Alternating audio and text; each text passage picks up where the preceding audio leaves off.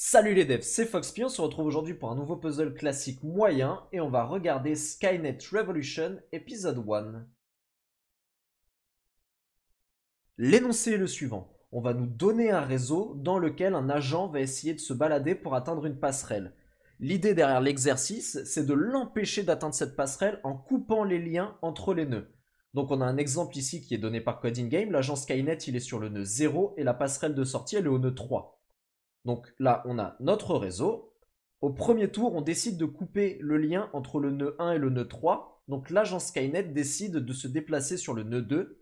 Et au tour suivant, on décide de couper le lien entre le nœud 2 et le nœud 3. Et donc là, l'agent Skynet n'a plus aucun moyen d'atteindre le nœud 3, donc la passerelle de sortie. Il est bloqué. L'exercice est résolu.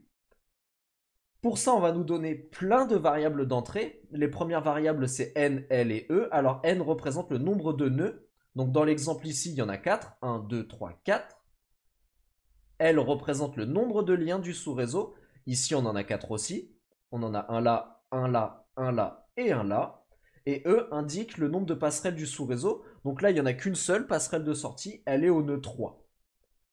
Les L lignes suivantes, donc là c'est cette boucle ici, for i in range L.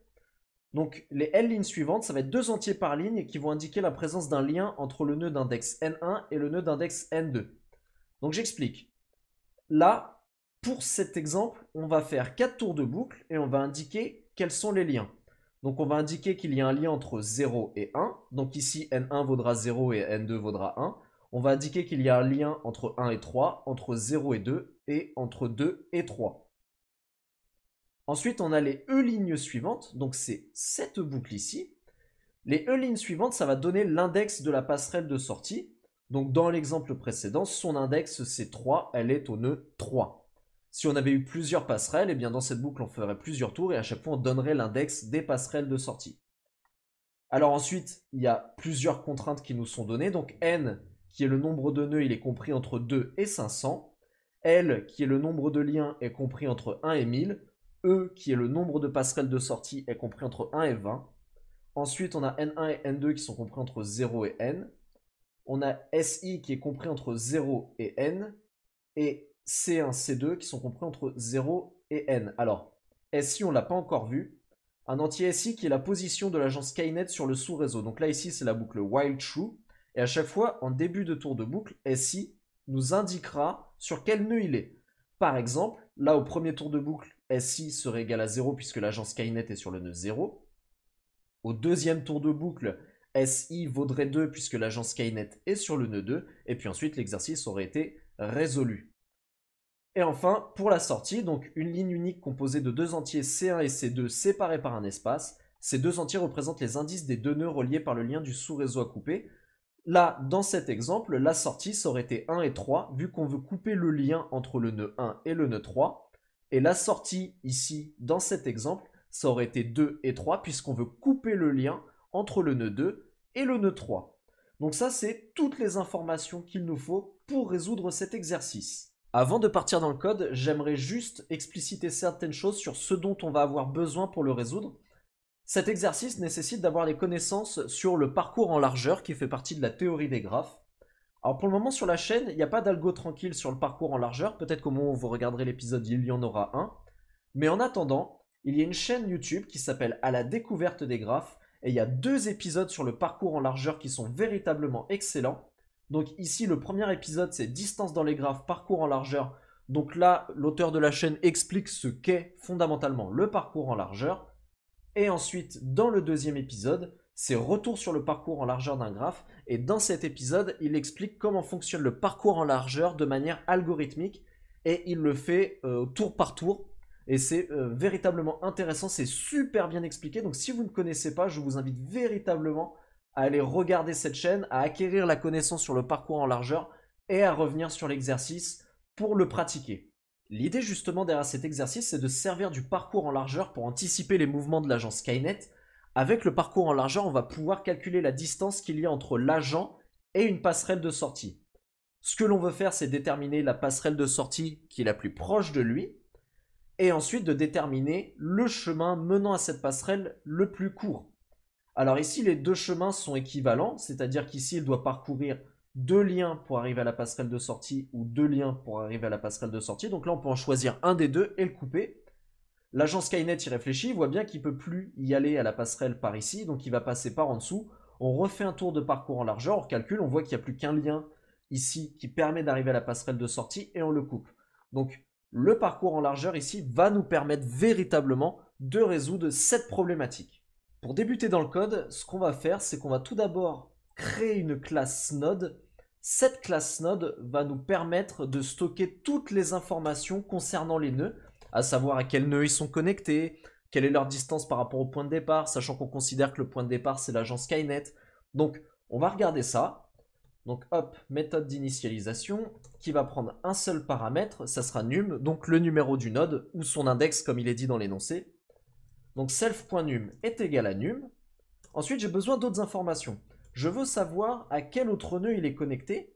Donc pour ça je vais instancier un attribut connected to et j'indique que ça sera une liste. Ensuite il aura un statut. Alors le statut c'est ce qui est utilisé lors du parcours en largeur.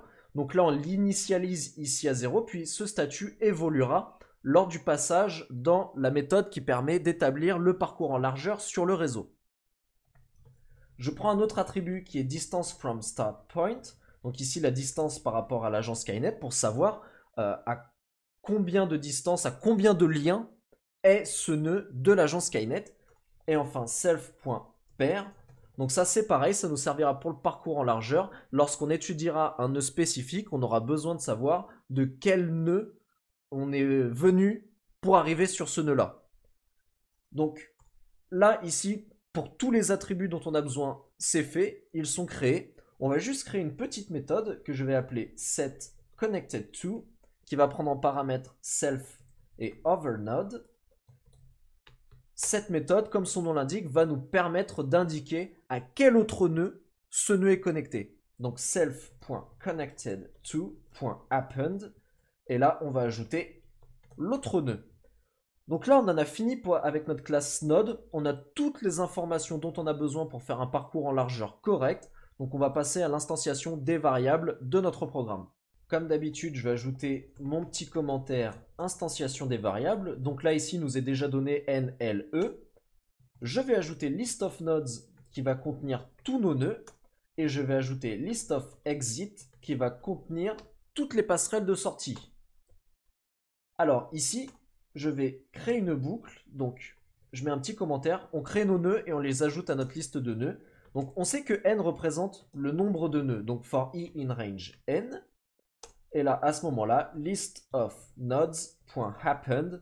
Et là, je crée un nœud. Donc, je fais appel à la classe node. Et je lui envoie i, qui sera donc le numéro du nœud.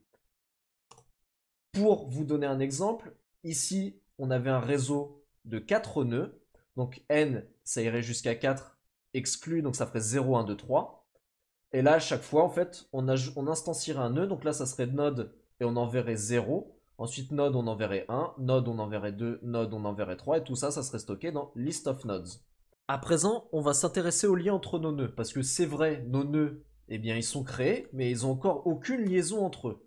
Donc pour ça, on va le faire dans cette boucle, puisque L, rappelez-vous, représente le nombre de liens. Donc for i in range L. On nous donne la connexion entre le nœud qui est stocké dans N1 et le nœud qui est stocké dans N2. Et donc maintenant, c'est à nous d'établir, eh bien, par rapport à ce qu'on a codé avant, pardon, la classe node, on va établir les liens entre les nœuds. Donc pour ça, ici, hop, petite variable que j'appelle node1. Et cette variable, elle va contenir donc next filter. Et ensuite, on met une expression lambda x, tac, .num, qui est égale à n1. Hop, et ça, on va le faire dans notre liste de nœuds. Je fais pareil pour le deuxième node. Donc ici, next filter lambda x, hop, x.num égale n2 dans notre liste de nœuds. Alors, que font ces lignes? J'ai préparé un exemple dans le terminal. Donc, j'ai recréé une liste de nœuds factices. Alors, c'est que des int. Donc, on a le nœud 1, le nœud 2, le nœud 3, le nœud 4. Et ici, j'applique la méthode filter. On a une expression lambda, x, double point, x supérieur à 2, list of nodes. Ce que je lui dis en gros, c'est créez-moi un itérateur qui va récupérer dans list of nodes toutes les valeurs qui sont supérieures à 2. Donc là, je fais un print sur cet itérateur, donc for i in f, vu que c'est stocké ici dans la variable f, print de i, et donc là, il m'a bien récupéré seulement 3 et 4. Alors ici, je recrée une liste de nœuds un peu plus grande, 1, 2, 3, 4, 5, 6, 7, 8, 9. Je réutilise ma méthode filter, et là, je tiens à ce que x soit égal à 2 dans ma liste de nœuds. Je stocke ça dans f, et quand je fais un print de f, eh bien, je récupère bien le 2. Next, ça permet de passer l'élément suivant dans l'itérateur, mais là, comme il n'y en a qu'un seul, ça nous donne directement l'élément qui nous intéresse. Donc, ce que l'on fait ici, c'est exactement la même chose. On a notre liste de nœuds, et cette liste de nœuds, elle contient des nœuds avec des attributs num.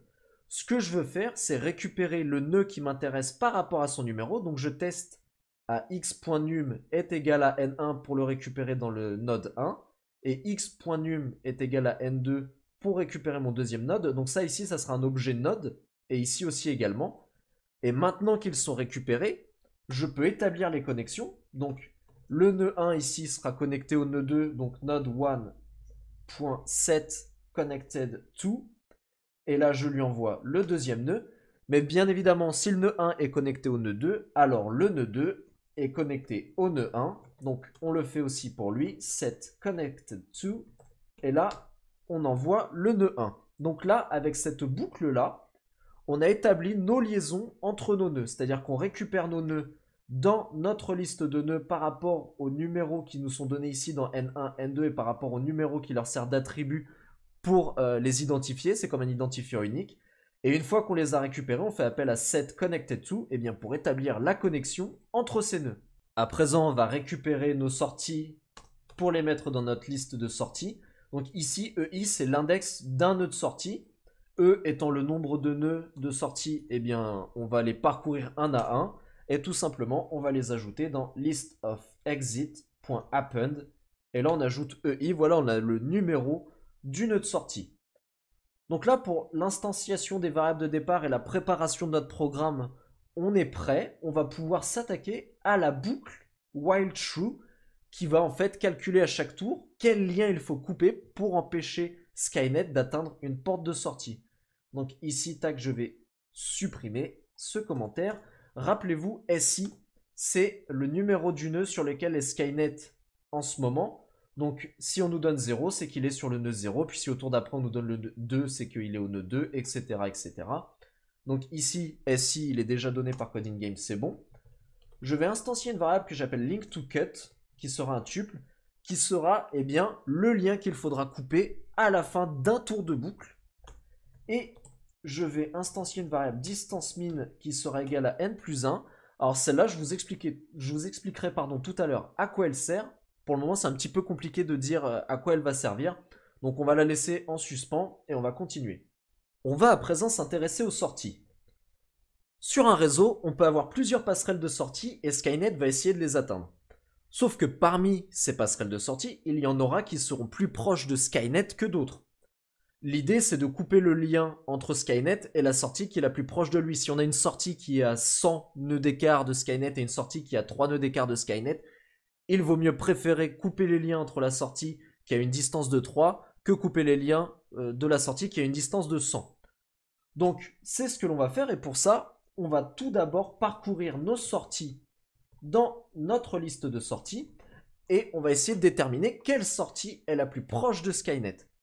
Donc pour ça, on va utiliser un peu le même procédé qu'en haut pour retrouver node 1 et node 2. Ici, on aura node Skynet et ce que je veux, c'est savoir sur quel nœud il est. Donc pour ça, je réutilise next filter lambda x x.num est égal à si. Rappelez-vous, c'est l'index du nœud sur lequel est Skynet. Et enfin, je veux appliquer ça sur ma liste de nœuds. Donc là, hop, je l'ai. J'ai le nœud sur lequel est Skynet. Et maintenant, avant de procéder à mon parcours en largeur, il faut que j'initialise mes nœuds pour ce parcours en largeur. Alors, initialisation, list of nodes, et je vais envoyer list of nodes n.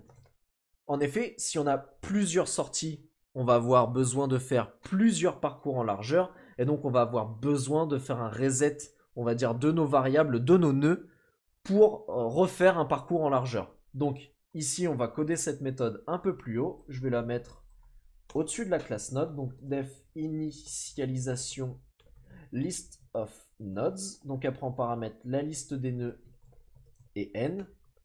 Et ce dont j'ai besoin, c'est pour chaque nœud, on va changer le statut qu'on va remettre à 0. On va changer la distance par rapport au nœud de départ qui sera égal à n plus 1. Et on va changer pair qui sera égal à none, c'est-à-dire que pour le moment, on ne sait toujours pas quel est le nœud pair de ce dit nœud. Alors, ça fait partie du parcours en largeur. Généralement, dans le parcours en largeur, au début, on instancie tous les nœuds à une distance infinie du tout premier nœud, et le premier nœud, on le met à une distance de 0. Donc là, plutôt que de faire une distance infinie, je le mets à n plus 1, puisqu'il ne peut pas y avoir en fait une distance qui sera égale à n plus 1 entre deux nœuds après le parcours en largeur. Donc voilà, je peux redescendre ici, et c'est le moment de créer notre méthode parcours en largeur. Donc on va lui envoyer notre Skynet, qui sera notre nœud de départ, et la liste des nœuds.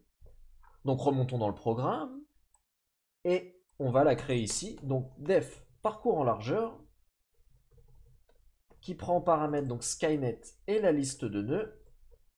Alors, instancions la première variable, qui sera une liste qui pour le moment ne contient qu'un élément, c'est Skynet. Ça sera notre file dans laquelle on va stacker les nœuds pour les étudier un par un.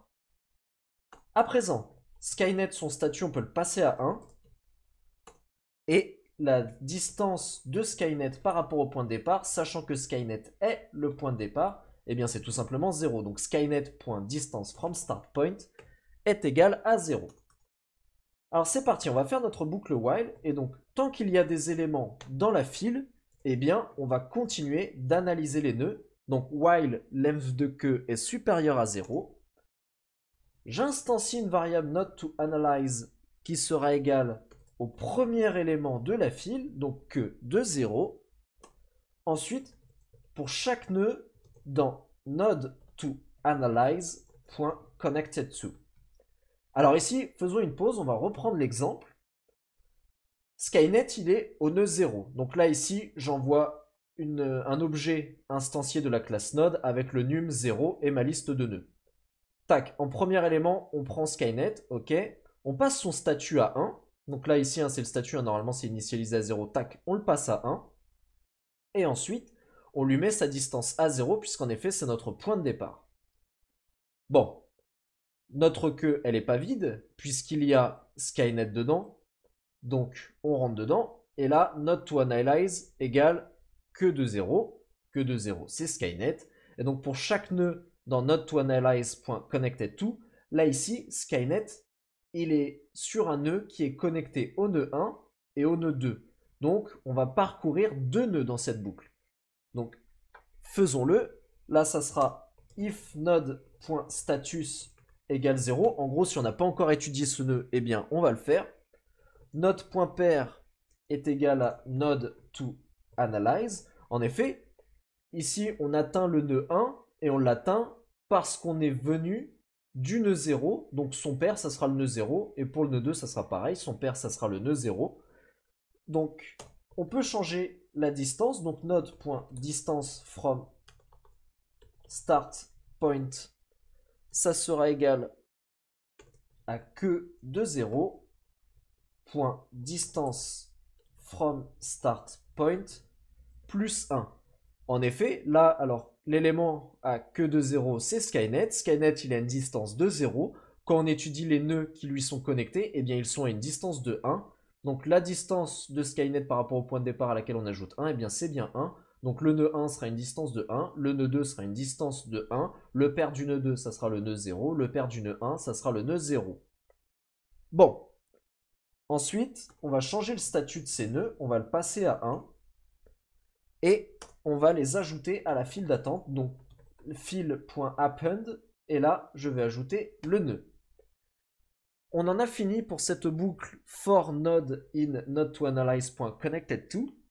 À présent, on en sort et on peut enlever le premier élément. Donc là, on a analysé le nœud 1, le nœud 2 et on était au nœud 0. Tac, le nœud 0, il peut sortir de la file d'attente. Et en premier, on aura mis le nœud 1 dans la file d'attente et en second, on aura mis le nœud 2.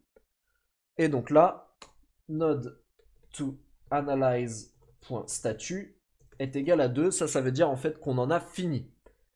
Donc là, la méthode du parcours en largeur, elle est terminée, mais je vais continuer un petit peu. Donc, tant que length de queue est supérieur à 0, c'est le cas, puisque là, on a ajouté le nœud 1 et le nœud 2. Alors, on va parcourir les nœuds dans node to analyze. Et node to analyze, c'est le premier élément de la file. Le premier élément de la file, c'est le nœud 1.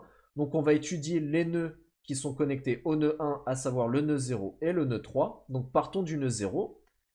Si le statut de ce nœud est égal à 0, non, c'est pas le cas. Donc, en gros, on ne change rien, tac, on remonte. Pour le nœud inNodeToAnalyze.connected2, là on attaque le deuxième, donc le nœud 3. Est-ce que son statut est à 0? Bon, on l'a jamais étudié, donc oui, son statut sera à 0. Alors à ce moment-là, son pair, ça sera NodeToAnalyze, donc le pair du nœud 3, ça sera le nœud 1. Sa distance par rapport au point de départ, ça sera la distance from start point du premier élément dans la file plus 1. Donc là, le premier élément dans la file, c'est le nœud 1, et il est déjà à une distance de 1 du nœud 0. Donc là, le nœud 3 est bien une distance de 2 du nœud 0. Hein. Distance de 1 plus 1, ça fait 2. Donc ensuite, on passe son statut à 1. Donc le nœud 3, il a un statut de 1. Et ensuite, que.appendNode. Donc là, on ajoute notre nœud 3 à notre file d'attente. Là, on a analysé tous les éléments qui sont connectés au nœud 1. Donc, on peut le sortir de la file et passer son statut à 2. Alors là, dans la file d'attente, pardon, il nous reste deux nœuds. En premier, on a le nœud 2 et en second, on a le nœud 3. Donc, faisons-le. Pour chaque nœud, dans NodeToAnalyze.connected2, sachant que NodeToAnalyze, c'est notre nœud 2 et que notre nœud 2, il est connecté au nœud 0 et il est connecté au nœud 3. Si le statut est égal à 0, c'est pas le cas. On vient du tout premier nœud et lui, son statut est de 2 maintenant et lui, son statut est de 1. Donc là, on ne fait rien. Finalement, on n'a rien à faire dans les nœuds qui lui sont connectés. Donc on sort le nœud 2 de notre file d'attente et il nous reste le nœud 3 dans la file d'attente. Lui, son statut passe à 2. Alors, notre file d'attente, sa longueur, elle est toujours supérieure à 0 puisqu'il reste le nœud 3 dedans. Donc analysons le nœud 3. Pour chaque nœud qui sont connectés au nœud 3, donc le nœud 1 et le nœud 2. On va regarder le statut. Donc commençons par le nœud 1. If notre.statut égale 0. C'est pas le cas. Notre nœud 1, il est déjà sorti de la file d'attente et il a un statut de 2, donc on fait rien. On regarde le nœud 2, c'est pareil, son statut n'est pas égal à 0, il est égal à 2, donc on fait rien. On sort notre nœud 3 de notre file, on passe son statut à 2, et puis là on regarde, est-ce que length de queue est supérieur à 0? Bah non, c'est plus le cas. On a parcouru tous nos nœuds, on a établi la distance entre le point de départ et tous les nœuds qui composent le réseau. Notre parcours en largeur est terminé. Donc on peut retourner ici, là, sur notre boucle while true et continuer le programme. À l'heure actuelle, on a recréé tout notre réseau. On a tous les liens entre tous nos nœuds et on a même, grâce au parcours en largeur, la distance de chaque nœud par rapport à la position de Skynet. Ce qui nous manque maintenant, eh bien, c'est de déterminer quelle sortie est la plus proche et couper un lien. Donc pour ça, je vais récupérer mon nœud de sortie, puisque je ne sais toujours pas sur quel nœud est ma sortie, j'ai juste son numéro. Donc nodeExit est égal à next filter lambda, et donc toujours le même procédé, x.num est égal à exit, et on fait ça sur notre liste de nœuds. Donc là, j'ai le nœud qui est la passerelle de sortie. À présent, ce que je veux faire, c'est déterminer si cette sortie-là est plus proche que les sorties que j'ai vues précédemment. Donc pour ça, if nodeExit.distance from start point est inférieur à la distance minimale qu'on a croisée jusque-là, alors on change la distance minimale qui sera égale à nodeExit.distance from start point. Et enfin, on peut déterminer le lien à couper. Donc là, la variable link2cut, elle va recevoir ce que renvoie la méthode findLink2cut. Et cette méthode, on va lui envoyer notre liste de nœuds et notre nœud de sortie. Donc, si je récapitule, on établit tous nos nœuds, on établit les liens entre tous nos nœuds, ensuite, on nous donne la position de Skynet. Là, pour chaque sortie, on va regarder à quelle distance est Skynet. Pour ça, on fait un parcours en largeur qui détermine la distance de tous les nœuds par rapport à Skynet. Ensuite, on récupère notre nœud de sortie. On regarde si la distance de ce nœud de sortie est inférieure à la distance minimale qu'on a enregistrée jusque-là. Et si c'est le premier nœud de sortie que l'on voit, ici distance min, c'est pour ça qu'il est égal à n plus 1. Il ne peut pas y avoir de nœud qui soit une distance n plus 1 de Skynet quand on a un réseau de n nœuds. Donc pour ça, c'est-à-dire que la première sortie qu'on va croiser, directement, ça rentrera dans ce if et on récupérera une distance minimale et les liens à couper. Et donc là, justement, on va coder la méthode findLinkToCut pour déterminer quels liens sont à couper. Remontons dans le code pour créer notre méthode. Donc je vais la mettre ici, def findLinkToCut. Et donc elle prend paramètre listOfNodes et un node donc, qui sera du coup le nœud de sortie. Alors je regarde bien si c'est dans le bon ordre. Oui, c'est ça, listOfNodes, nodeExit. Donc là, tant que node.pair n'est pas nul, on va continuer de parcourir notre réseau. En gros, ce qu'on va faire, c'est qu'on va partir de la fin et on va essayer de revenir jusqu'à Skynet parce que rappelez-vous, Skynet, du coup, c'est le premier nœud dans notre parcours en largeur et c'est le seul nœud qui, du coup, n'aura pas de paire.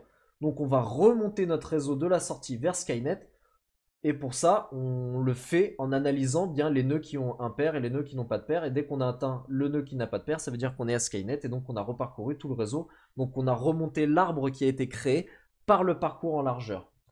Et donc à ce moment-là, LinkToCut est égal au node pair node. Rappelez-vous, LinkToCut c'est un tuple. Et là, node est égal à node.pair. Donc si je fais un exemple ici par rapport à l'exemple qui est donné dans l'énoncé, la sortie elle est au nœud 3. Donc on va partir du nœud 3 et on va regarder si son pair est nul. Non, parce que le nœud 3 comme pair il a le nœud 1. Donc ici LinkToCut vaudra le nœud pair et node, donc il va être à 1, 3. Et node sera égal à node.pair, donc là node va devenir égal à 1. Est-ce que node.pair est non nul? Eh bien non, parce que 1, son pair c'est 0. Donc on rentre dans la boucle.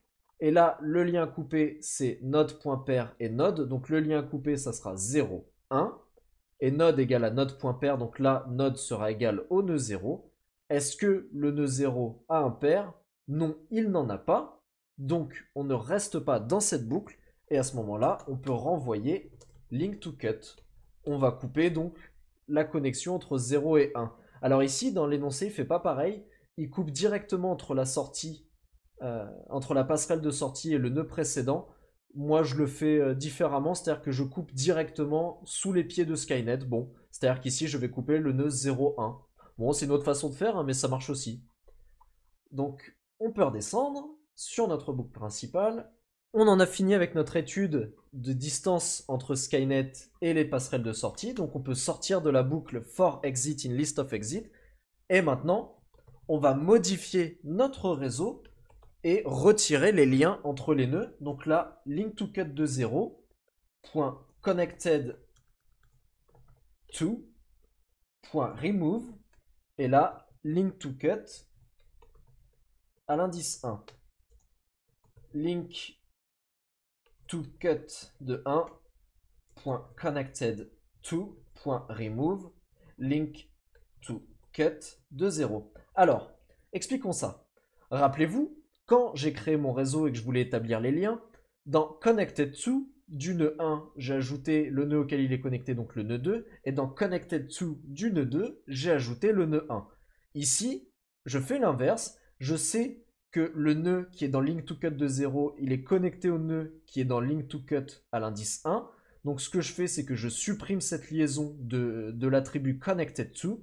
Donc je retire de mon LinkToCut 0 mon LinkToCut 1, et je retire de mon LinkToCut 1 mon LinkToCut 0. Donc en gros, j'annule la liaison entre ces deux nœuds. Par exemple, entre le nœud 0 et le nœud 1, je sais que le nœud 0 est connecté au nœud 1 et que le nœud 1 est connecté à 0. Donc ici, je retire la connexion du nœud 0 au nœud 1 et je retire la connexion du nœud 1 au nœud 0.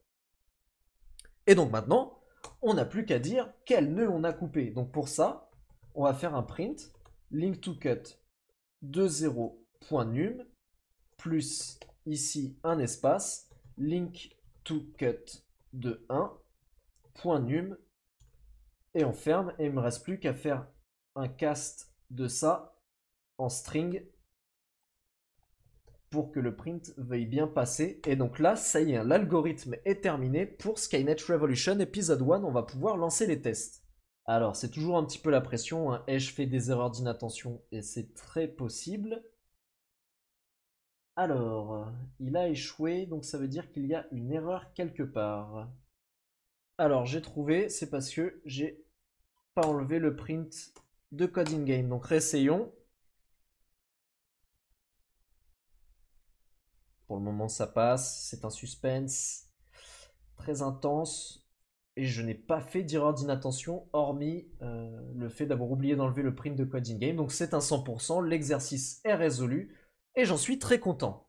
Je remarque que j'ai même eu un succès là, additionnel, comme quoi il restait plus de 50 liens après la fin du dernier test, enfin du quatrième test, donc c'est cool. Alors, on va pas voir le code de la communauté parce que je pense que cet épisode il est assez long. Par contre, on peut faire un dernier récapitulatif du fonctionnement du programme. Donc, au tout début, on a l'instanciation des variables, on récupère n, l et e qui sont le nombre de nœuds, le nombre de liens et le nombre de sorties. Ensuite, j'instancie list of nodes, list of exit. À chacun des tours de boucle for in range n, j'ajoute un nœud que j'instancie par rapport à ma classe node à ma liste de nœuds. Ensuite, j'établis les liens.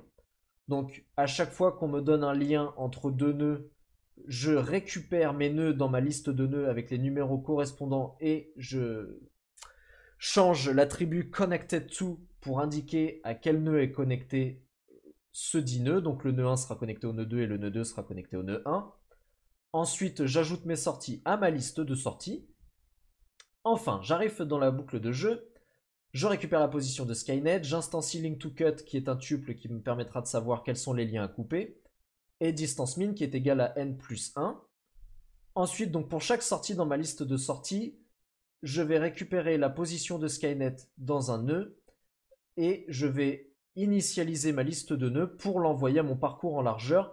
Mon parcours en largeur me permettant de déterminer la distance de chaque nœud par rapport à Skynet. Et maintenant que je connais la distance de chaque nœud par rapport à Skynet, je vais identifier quel est mon nœud de sortie par rapport au numéro de sortie qui est donné ici quand je consulte list of exit. Et à ce moment-là, quand je récupère mon nœud de sortie, lui, son attribut distance from start point, il a été établi grâce au parcours en largeur. Donc je sais quelle est la distance de ce nœud par rapport à Skynet. Si la distance de ce nœud par rapport à Skynet est inférieure à la distance minimale que j'avais enregistrée jusque-là, je change ma distance minimale et je récupère le lien à couper. Pour récupérer le lien coupé, ce que je fais, c'est que je remonte de la passerelle de sortie jusqu'à Skynet et je coupe pile le lien entre Skynet et le nœud suivant. Et enfin, donc ici, en fin de tour de boucle, je supprime la liaison entre le nœud qui est contenu dans link to cut de 0 et le nœud qui est contenu dans link to cut de 1. Et je fais un print pour dire à la fin de mon tour de boucle quel lien je coupe. Donc voilà, je pense que cet épisode il va être assez long. Je ferai du coup un épisode annexe possiblement pour voir quels sont les codes de la communauté et comment les autres l'ont résolu. Et je vous dis à plus tard. Merci à toutes et à tous d'avoir suivi ce 11e épisode des puzzles classiques moyens de Code in-game. Si cet épisode vous a plu, vous pouvez le liker. S'il ne vous a pas plu, vous pouvez le disliker. S'il vous a vraiment plu, vous pouvez le partager. N'hésitez pas à me laisser un petit commentaire si vous en avez l'envie. Dans le prochain épisode, nous verrons Porcupine Fever. Mais d'ici là, soyez malins comme un renard.